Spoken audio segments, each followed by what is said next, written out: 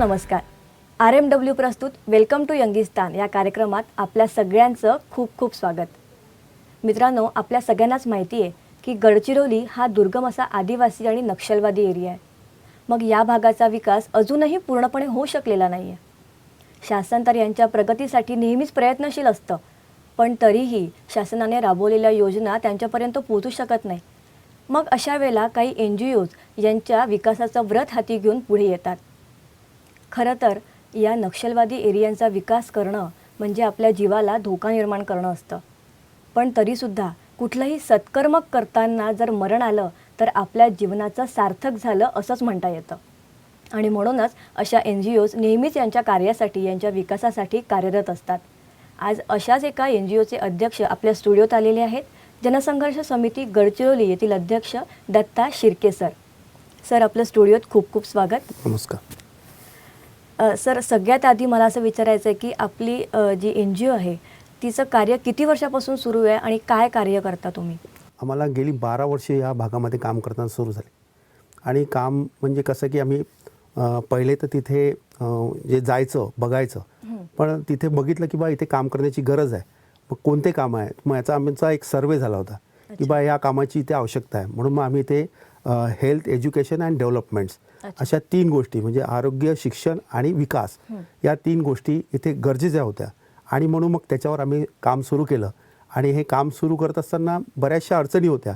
मग त्या अडचणी कशा दूर करता येईल आणि कशा पद्धतीने आपलं काम चालेल आणि या आपल्या कामाचा म्हणजे आपण जे काम करू त्याचा या आदिवासींना कसा फायदा होईल या विचाराने म्हणून मग आम्ही तिथे काम सुरू केलं. जसं तुम्ही आत्ता बोललात की आरोग्य, शिक्षण आणि विकास या सगळ्याचं आपण कार्य हाती घेतलेलं आहे.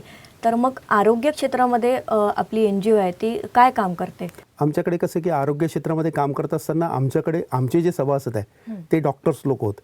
आणि बरेचसे जे मुलं जे होते, यंग मुलं मुली जे कॉलेजला शिकायचे आणि ते डॉक्टर्स व्यवसायाने ते डॉक्टर्स होते. त्यांना तो आमचा विचार पटला आणि त्यांनी ती परिस्थिती बघितली.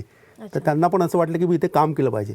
मग तिथे आरोग्याच्या दृष्टिकोनातून बऱ्याचशा प्रॉब्लेम्स आहे. म्हणजे तिथे कसं आहे की हॉस्पिटलचं आहे पण हॉस्पिटल दूर आहे आणि तो दुर्गम भाग असल्या कारणामुळे लोकांना खूप आतून म्हणजे बऱ्याचशा ठिकाणाहून पैदल यावं लागतं.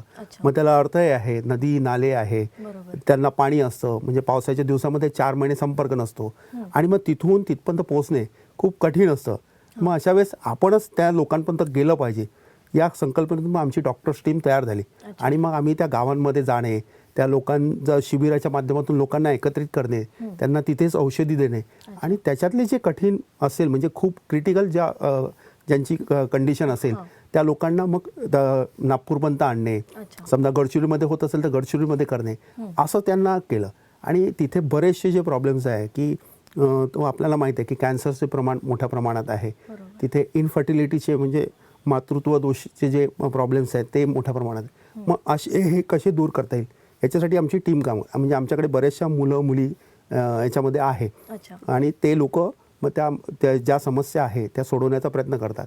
आणि मग जे इथे तिथे होत नसेल त्यांना आम्ही शहरापर्यंत आणतो. तर मग तुमच्या NGOमध्ये जे बरेच यंग मेंबर्स आहेत काम करणारे, ते त्यांच्यापर्यंत पोहोचण्यासाठी म्हणजे काय तुम्ही काम करता? कशा प्रकारे तुम्ही त्यांच्यापर्यंत पोहोचता? कसं आहे की आपत्कालीन जसं येतं आम्हाला जसं कळलं की बा या गोष्टी आहे, आम्ही यांना तर नागपुरातून घेऊन तिथे जातो, त्यासोबत असतात.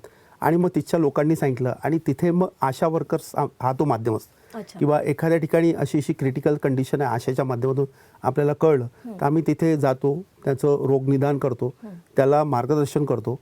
आणि सुटत असेल जी समस्या समजा तिथेच औषधी देऊन सुटत असेल तर ठीक आहे, नाही तर मग त्यांना आम्ही नागपूरला आणून मग मोठ्या जे एक्सपर्ट डॉक्टर आहे त्यांच्याकडे जातो. आणि त्या डॉक्टर्सला आम्ही सांगतो की बा अशा अशा प्रकारचं आमचं काम आहे, आम्ही सेवाभावी काम करतो, त्याच्यामुळे आमच्याजवळही पैसे नाही आहे आणि त्याही लोकांचं पैसे नाही आहे. तर मग असे बरेचसे डॉक्टर्स नागपुरात आहे की जे सेवाभावी पण काम करतात आणि त्यांचे उपचार फ्रीमध्ये करतात.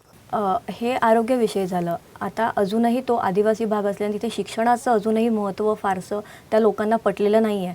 मग शिक्षणाच्या विकासाच्या दृष्टीने तुम्ही तिथे कोणकोणतं उपक्रम राबवता? कसं आहे की शिक्षणाचं महत्त्व पटलेलं असं न म्हणता आपण तिथे शिक्षणाचं महत्त्व आहे, त्याही लोकांना शिकाय, पण अभाव असल्या कारणामुळे कसं आहे की सरकार प्रयत्न करतात, बरोबर, सरकार सगळ्या सुविधा तिथे नेतात, पण तिथे सगळ्यात मोठा आड जो आहे तो आहे नक्षल. नक्षल लोकांना विकास नको आहे, त्या कारणामुळे मग सरकारने जे केलेले जे प्रयत्न आहे ते अपयशी ठरतात. मग अशा वेळेस ज्या शाळा आहे, मग तिथे शाळेमध्ये कसं असते की शाळा खूप दुर्गम भागामध्ये शाळा आहे, शिक्षक आहे, मग तिथे मुलं येत नाही. मग ते मुलांना शाळेमध्ये कसं आलं पाहिजे, कसं त्या शाळेमध्ये त्यांनी शिक्षण घेतलं पाहिजे, ती गोडी निर्माण केली पाहिजे, ती करण्यासाठी म्हणून मग आम्ही प्रयत्न करतो. मग आम्ही काही शाळा दत्तक घेतलेल्या आहे, म्हणजे त्यांना लागणारे शैक्षणिक साहित्य आहे, मग तिथे विविध कार्यक्रम घ्यायचे, दिवाळीसारखे कार्यक्रम घ्यायचे आणि महापुरुषांचे जे कार्यक्रम आहे ते घ्यायचे आणि त्यांचं महत्त्व त्यांना पटवून सांगायचं की बा हे महापुरुषांनी एवढा कठीण संघर्षातून म्हणजे एवढं मोठं काम केलेलं आहे, तो तुम्हालाही करता येऊ शकतं, एवढं काही कठीण नाही आहे. म्हणून मग त्या विद्यार्थ्यांना ते पटवून देतो आणि मग ते विद्यार्थी येतात. म्हणजे काही काही शाळेमध्ये आता 4च विद्यार्थी होते, आता 40-45 विद्यार्थी झालेले आहेत आणि ते रेग्युलर त्या शाळेमध्ये येतात. फक्त एवढंच आहे की त्यांना जे लागणाऱ्या ज्या गोष्टी आहे त्याचा अभाव राहिला तर मग तो प्रॉब्लेम होतो. मग त्यांना पण सगळं ड्रेस नवीन मिळाला, वही पुस्तक आहे, दप्तर आहे आपलं जो, मग त्यांना मधल्या काळामध्ये काही खायला लागलं, अशा सगळ्या सुविधा समजा आपण पुरवल्या तर ते मुलं शिकतात आणि पुढे जातात आणि एक चांगलं दर्जेदार शिक्षण पण तिथे निर्माण करण्याचा प्रयत्न. या सोबतच मला असं वाटतं तिथे बऱ्याच महिला आहेत आणि त्या महिलांचा त्यांना एक रोजगार प्राप्त व्हावा, त्या स्वतः सशक्त व्हाव्यात, त्यांचं सबलीकरण व्हावं, या दृष्टीने आपली NGO कुठलं कार्य करते का? हो, आता कसं आहे की आपले म्हणजे पंतप्रधान आहे नरेंद्रजी मोदी, त्यांनी एक आत्मनिर्भरचा नारा दिलेला आहे. आम्ही तीच एक संकल्पना आम्ही त्या भागांमध्ये त्या तत्पूर्वीच राबवली की महिलांचं कसं असतं की त्यांना आम्ही इतर कामं सांगितले तर ते त्या करायला तयार होत नाही. म्हणजे मुली ज्या असतात, महिला असतात, मग त्यांनाच काय तर त्यांचेच जे उपज आहे त्या भागामध्ये ज्या वस्तू आहे, वन उपज जे असतात त्याच्यातून निर्माण करतात. म्हणजे मग त्याचं मोह आहे, मोहाचं कसं आहे की मोहाचं लोकांना दारूच म्हणतं एवढं माहीत आहे, पण ते मोहापासून बऱ्याचशा ज्या गोष्टी आहे की त्या निर्माण होऊ शकतात. मग मोहाचे लाडू बनवतात, मोहाचे बिस्किट तयार करतात, चिंच आहे, चिंचेचं चॉकलेट्स तयार होतं. आणि हे जे मोह आहे त्या मोहामध्ये काही कंटेंट म्हणजे दुसरं शेंगदाणा झालं ते असं मिक्सअप करून त्याचा जो लाडू बनवला तर तो पौष्टिक लाडू असतो.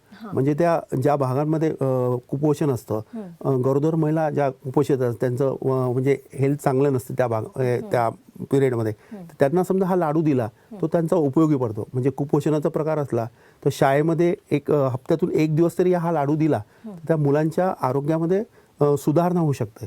तर असं हे महत्त्व या लाडवाचं आहे. मग ते त्यांना पटवून सांगितलं, त्यांनी आता त्यांचा व्यवसाय सुरू केला. दुसरं असं की त्यांना शिवणकला म्हणजे त्या शिकून की बा काही लोकांना शिवणकला येत नाही पण काहींना हाताने शिवता येतं, मग त्यांना गोधडी शिवण्याचं काम म्हणजे जी गोधडी असते तर ती शिवा आणि कपडे शिवा, लंगोट शिवा. आम्ही एक बाल संगोपन म्हणून एक चालू केलं, बाल संगोपन किट. तर ती कसं आहे की सरकार एखाद्या महिलेची डिलिव्हरी झाली की ती एक किट देते, पण ती कसं आहे की दुर्गम भागात पोचतं नाही पोचतं तो सरकारी योजनेचा थोडंसं अर्थ असतात त्याच्यामध्ये. पण आपण आम्ही किट तयार केली, त्याच्यामध्ये झबलं असतं, त्याच्यामध्ये लंगोट असतात, त्यांना साबण तेल अशी एक किट तयार केली, कंगवा, आणि ती दिलं की ती किट आम्ही आशा वर्कर्सला देतो. किंवा आशाला माहीत असतं की कोणाकडे आता डिलिव्हरी होणार आहे आणि कोणत्या महिन्यात होणार आहे, तर ती मग त्या आशांपर्यंत पोहोचून दिली. तर मग त्या आशा काय करतात, त्या ज्या डिलिव्हरी झाल्या महिलेला ते मिळतं, मग तिला ताबडतोब ते मिळालं तर त्यांना खूप आनंद होतो. आणि आमच्याकडे जे जुने कपडे आहे त्या जुन्या कपड्यांचं काय करायचं, तर मग या पद्धतीनं आम्ही त्याचा वापर करतो.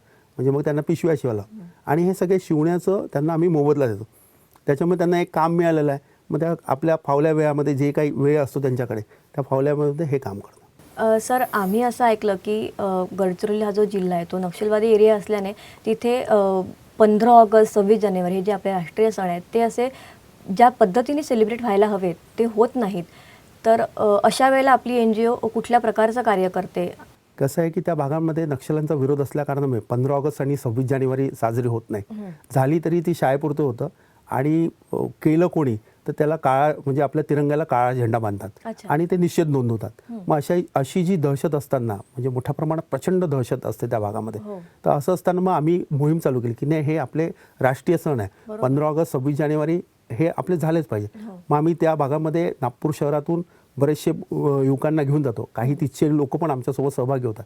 म्हणजे रॅली करून गावागावात जाऊन तिरंगा देणे, 26 जानेवारीच्या वेळेस 26 जानेवारीचं महत्त्व, 15 ऑगस्टचं महत्त्व, असं त्या सगळ्या लोकांना आम्ही पटवत असतो. आणि त्याही लोकांना खूप छान वाटतं की बा आपल्यापर्यंत कोणी येतं, कारण कोणी जात नसल्या कारणामुळे म्हणजे कसं आहे की आपल्याकडे शहरात खूप मोठ्या प्रमाणात प्रचंड उत्साहाने होतं, पण त्या भागात होत नाही. पण असं केलं तर ते लोक पण आपल्याला रिस्पॉन्स देतात. त्यांनाही खूप छान वाटतं की आपला तिरंगा आहे आणि ते हातात घेतल्यानंतर त्यांची जी स्माईल असते, एखाद्या आदिवासी महिलेला म्हणा की लहान मुलाला ते दिल्यानंतर तिरंगा हवा हवासा वाटतो आणि तो दिल्यावरती जी स्माईल असते तर तेव्हा असं वाटतं की आपला राष्ट्रीय सण इथे साजरा झाला. सर, मला असं विचारायचं आहे की आपल्या कार्यक्रमाच्या शेवटी तुम्ही आमच्या युवा मित्रांना काय संदेश द्याल? मी युवकांना हेच सांगेल की युवकांनो, आपलं शहर म्हणजे आपलं शहर सोडून इतर पण जागा आहे, म्हणजे जसं गडचिरोलीसारखं दुर्गम क्षेत्र आहे, त्या क्षेत्रामध्ये आपण गेलं पाहिजे. त्या भागातल्या लोकांना आपण त्यांच्याशी संवाद साधला पाहिजे. त्यांच्या ज्या अडचणी आहे कसं सोडवता येईल याचा म्हणजे याच्यासाठी प्रयत्न केला पाहिजे. पण त्याच्यासाठी आपण गेलं पाहिजे. म्हणजे तिथे निसर्गरम्य असे ठिकाण आहे, त्या बहाण्याने आपण बघण्याच्या दृष्टिकोनातून गेलं तर मग आपल्याला तिची जी परिस्थिती आहे ती बघायला मिळेल आणि मग त्याच्यावर काहीतरी आपण काम करू शकतो. हे आपलं एक कर्तव्य आहे. ही भावना आपल्या प्रत्येक युवकांनी समजा ठेवली तर त्या भागातल्या पण ज्या समस्या आहे त्या त्वरित दूर होईल आणि तो पण भाग एक चांगला आपल्या शहरासारखा चांगला राहील. मित्रांनो, आपण आज बघितलं की गडचिरोलीसारख्या आदिवासी दुर्गम भागामध्ये जी NGO कार्यकर्ते आहेत त्यामध्ये बरेच यंग मेंबर्स आहेत जे त्या जिल्ह्याच्या सेवेसाठी, त्याच्या प्रगतीसाठी कार्य करतात आहेत. मला असं वाटतं की आपल्या स्वतःच्या प्रगतीबरोबरच आपल्या समाजाची प्रगती, आपल्या देशाची प्रगती होणं आणि त्यासाठी आपला खारीचा वाटा देणं हे प्रत्येकाचं कर्तव्य आहे. तेव्हा सर, आज आपण इथे आलात आणि आपल्या NGO बद्दल इतकी छान माहिती दिली, त्याबद्दल आमच्या RMWच्या संपूर्ण टीमतर्फे तुमचे खूप खूप आभार. मित्रांनो, पुन्हा भेटूया वेलकम टू यंगिस्तानच्या पुढील भागात. पण तोपर्यंत आमच्या YouTube चॅनलला लाईक, शेअर आणि सबस्क्राईब करायला विसरू नका. नमस्कार.